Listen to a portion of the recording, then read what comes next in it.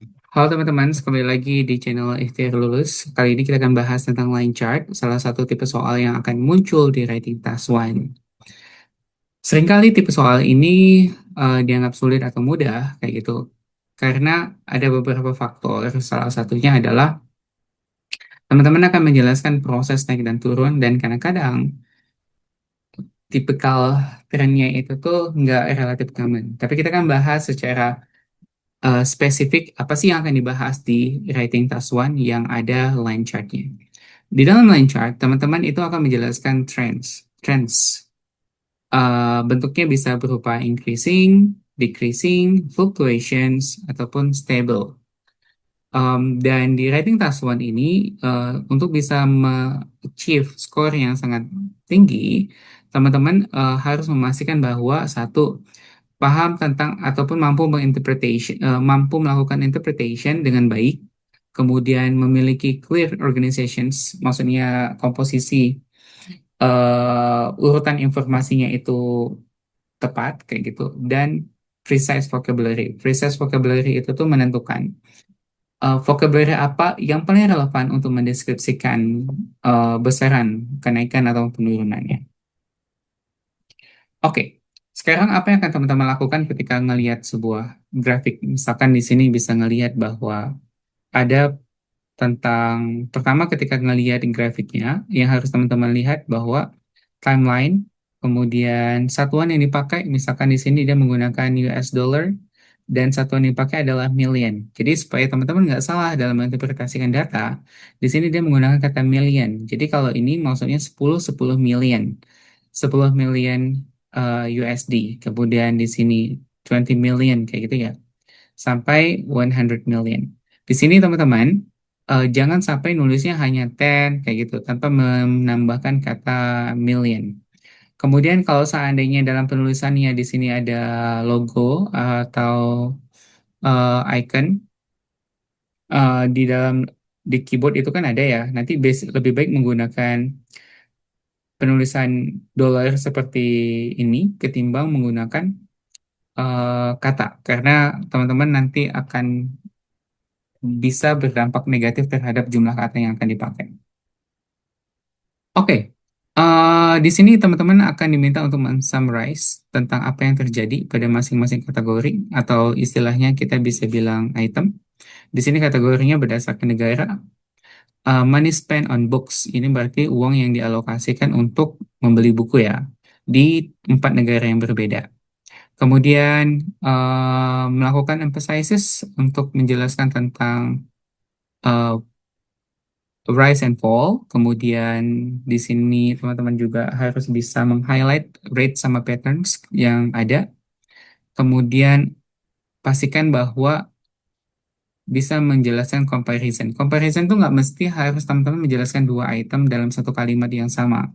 Comparison itu akan bisa dilakukan juga dengan menjelaskan dua item, yaitu dengan dua kalimat yang berbeda ataupun dengan dua paragraf yang berbeda. Nanti kita akan bahas lebih detail.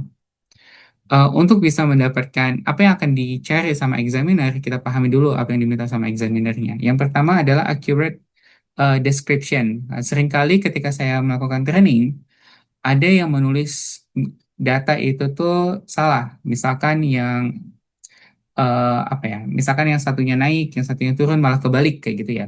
Atau angka yang dipakai salah kayak gitu. Tahun yang dijelaskan juga salah atau kurang tepat. Maka itu akan bisa berdampak sangat buruk terhadap skor teman-teman. Tapi kalau teman-teman bisa menyajikannya dengan akurat, 1 poin udah bisa dipegang. Kemudian identification sama key features. Key features itu tuh teman-teman mampu mengidentifikasi hal yang signifikan. Biasanya saya mensimplify hal yang signifikan itu tuh adalah angka yang paling besar di awal sama angka yang paling kecil di awal. Angka yang paling besar di akhir sama angka yang paling kecil di akhir. Itu yang paling gampang untuk menjelaskan signifikan. Sebenarnya yang kedua, signifikan itu tuh adalah bentuk tren yang nunjukin ada perubahan, significant changes kayak gitu ya. Oke, misalkan contoh yang ini naik tiba-tiba apa namanya decreasing kayak gitu. Itu juga bisa menjadi salah satu highlight dari key features. Kemudian menggunakan vocabulary yang akademik. Kemudian yang terakhir adalah effective comparison. Oke, nanti kita akan bahas. Oke, kita lanjut. Hal yang terpenting dalam menulis writing task one adalah kemampuan teman-teman dalam memparaphrasing atau dalam menulis introduction. Jadi ketika teman-teman ngelihat soal, teman-teman akan memparaphrasing dulu soalnya. Apa yang akan teman-teman paraphrasing? Yang pertama, ini beberapa hal yang harus teman-teman pahami tentang paraphrasing. Yang pertama, paraphrase the topic. Jadi bentuk kalimat itu dirubah menjadi kalimat yang berbeda, tapi maknanya tetap sama. Kemudian mention the type of the charts. Jadi kan ada bar chart, ada pie chart, ada line chart, kayak gitu. Semuanya ketika teman-teman dapat itu di-mention kayak gitu ya. Kemudian eh misalkan karena ini kita fokus ke line chart, kita bilang the line chart atau the line graph. Include the time frame, sebutin keterangan waktunya. Walaupun di dalam soal tidak disebutkan keterangan waktu, kan di chart itu pasti dikasih tahu tuh keterangan waktu. Maka teman-teman akan harus menjelaskan keterangan waktunya, durasinya kapan sampai kapan. Kemudian include the main variables. Variables yang dimaksud itu apa aja? Misalkan contoh kalau di sini variabel utamanya adalah eh, money spent on books, kemudian 4 negara yang berbeda. Oke, contoh misalkan kayak gini ya, beberapa template yang bisa teman-teman pakai. The line graph illustrate the changes in X over a period of time in place of the group. Sebutin nama place ataupun grupnya. Misalkan contoh kalau dalam konteks ini, teman-teman bisa bilang bahwa the line graph illustrate the changes in spending over a period of time. Sebutin over a period of time-nya itu dari kapan sampai kapan. Over a period of times between misalkan 1995 and 2005 kayak gitu ya. Kemudian in place ataupun group, jelasin grupnya kapan sampai apa aja grupnya, sorry. In Germany, France, Italy, and Austria. Misalkan seperti itu. Ini ada beberapa template yang bisa teman-teman pakai. Uh, Oke, kita lanjut dulu. Bagaimana cara dapetin skor yang bagus dalam writing task one, terutama di bagian introduction? Ini beberapa contoh. Misalkan soalnya, the land graph show the number of international students from 4 countries studying at a UK university from 2000 and 2020. Kemudian kalau yang ini, the land graph show the number of international students from 4 countries studying at university in the UK between 2000 and 2000. Oke, di sini yang kalau dapat band score 6, kesalahan terbesarnya ada dari aspek dia menggunakan kosakata yang hampir mirip, kayak gitu ya. Itu yang pertama. Kemudian yang kedua, tidak banyak variasi. Dan penulisan yang sangat berbeda cuma ada di aspek ini doang, keterangan waktunya aja. Oke, dan itu kurang bagus. Oke, kalau yang dapat band score 7, kita coba lihat. The line graph illustrate how many students from 4 different nations, jadi kata countries-nya diganti dengan kata nations, attended. Di sini dia menggunakan kata attended untuk mengganti kata studying a UK university over 20-year period starting in 2000. Oke, di sini dia memparaphrasing lumayan signifikan ya perubahannya.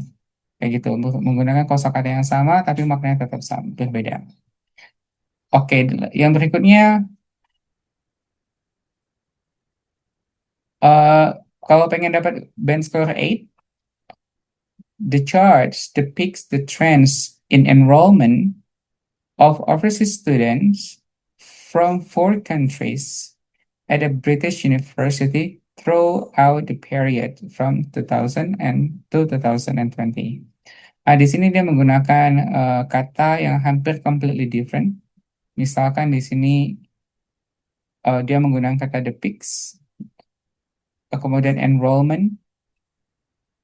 Di sini dia juga mengganti UK dengan kata British University. Cuman di sini dia menggunakan keterangan waktu yang kurang lebih sama. Kalau seandainya teman-teman bisa ganti, misalkan yang ini dipindah ke sini, skornya akan jauh lebih baik. Oke, ini salah satu contoh bagaimana cara bikin introduction. Kalau seandainya teman-teman, dan ini adalah aspek yang pertama kali ya. Ini ada beberapa vocabulary yang bisa teman-teman pakai dalam menulis introduction. Oke, yang pertama ada kata show, ada illustrate, depicts, presents, outlines.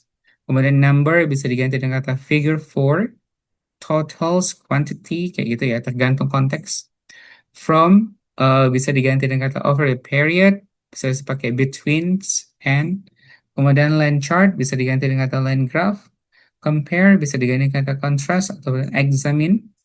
Changes bisa diganti dengan kata fluctuations, variations, ataupun shift. Oke, itu untuk introduction. Oke. Di sini ada tipe soal dan teman-teman coba pilih yang mana yang menurut teman-teman introduction yang paling terbaik. Bisa put di kolom chat box ya atau di kolom komen.